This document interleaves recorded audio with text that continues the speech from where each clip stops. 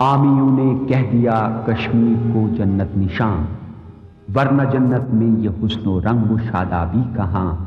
کیا ہے جنت؟ چند حوریں ایک چمن دو ندیاں۔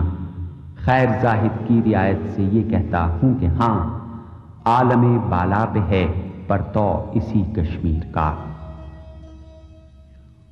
قدرت کی بنائی ہوئی یہ کائنات ہر رنگ میں بنی نوع انسان کے لیے آراستہ و پیراستہ ہے۔ قدرتی مناظر کی نظر نوازی، دینوی تصورات کی روانی اور انسانی امیدوں کی فراوانی، یہ ساری چیزیں انسان کی زندگی میں فرحت اور سرور پیدا کرتی ہیں۔ انسان اپنے سارے دکھ، درد اور پریشانیاں بھول جاتا ہے اور مسائل کی تاریکیوں میں امید کی ایک ہلکی سی کرن اسے زندہ رہنے کا حوصلہ دیتی ہے۔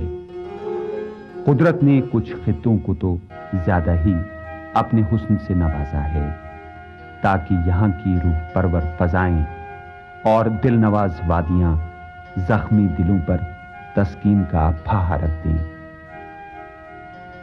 کشمیر کائنات کے حسین ترین خطوں میں سب سے حسین تصویر قدرت ہے۔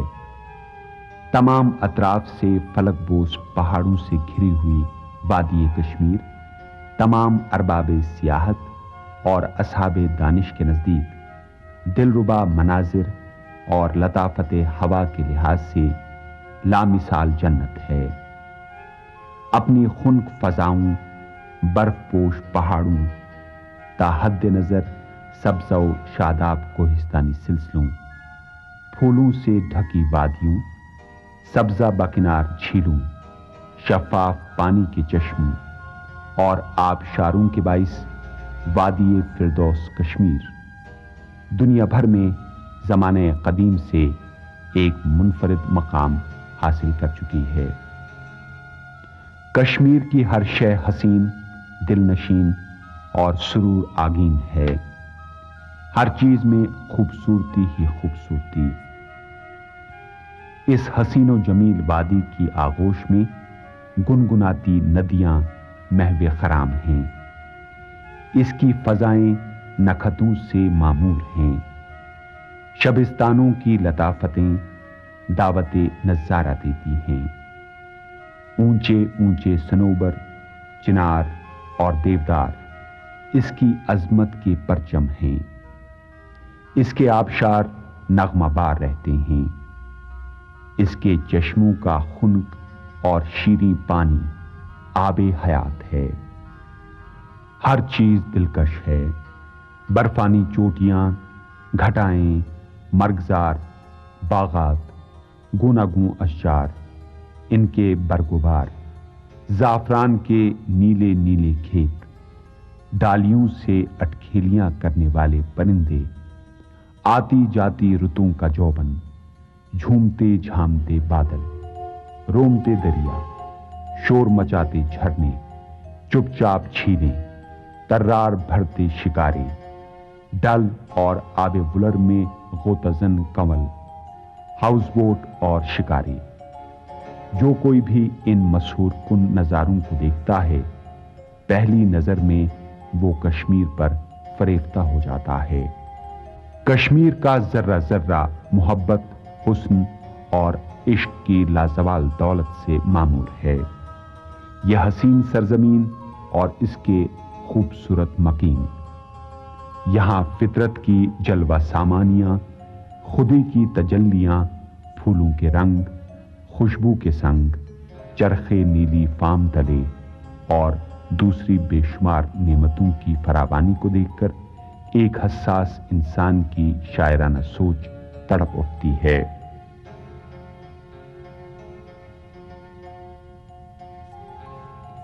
کشمیر کی زرداب سمن پوش فضائیں، فردوس کی مہکی ہوئی شاداب ہوائیں، ہر پھول کی پتی پہ حیا رنگ تمازت، ہر شاخ کے ریشوں میں محبت کی حرارت۔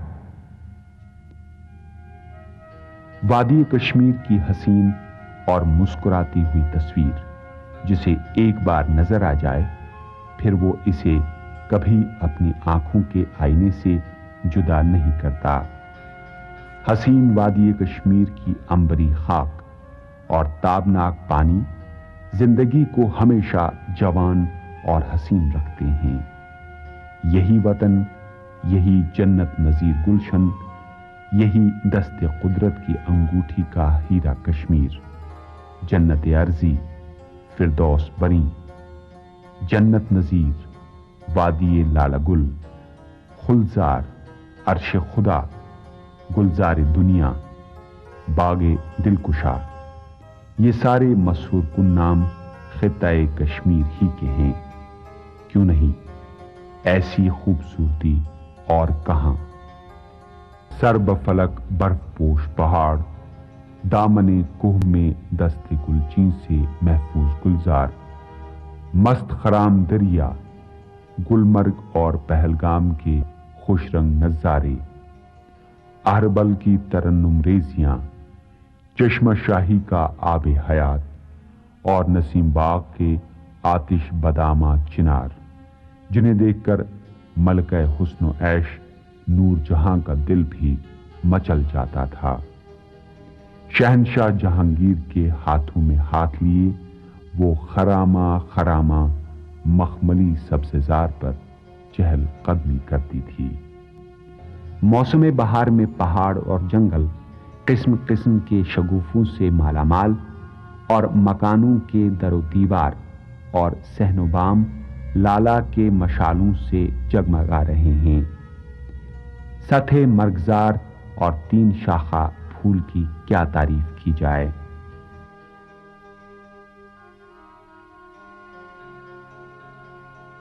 کشمیر فی الحقیقت فطرت کے حسین خوابوں کی دلکش تصویر و تعبیر ہے، جس کی تعریف ساری دنیا کے شاعروں، ادیبوں، دانشوروں، درویشوں، بادشاہوں کے علاوہ سیاحوں نے بھی اس قدر کی کہ لگتا ہے کہ حسن و جمال کی وادی کو دیکھ کر یا سن کر اس کی حیرت انگیز رعنائیوں میں مبہوت ہو کر رہ گئے۔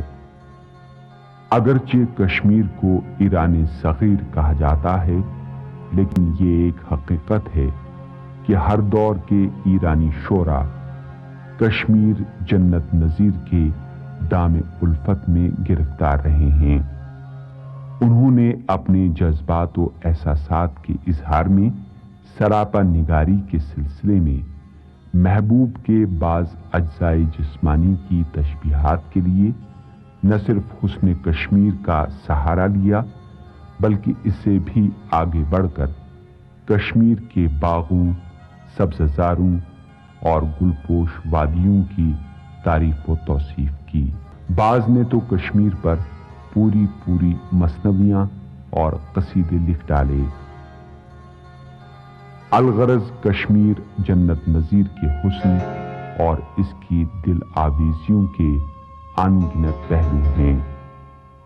ان کو شاعروں اور ادیبوں اور قدرتی نظاروں کے متوالوں نے اپنے اپنے انداز میں دیکھا۔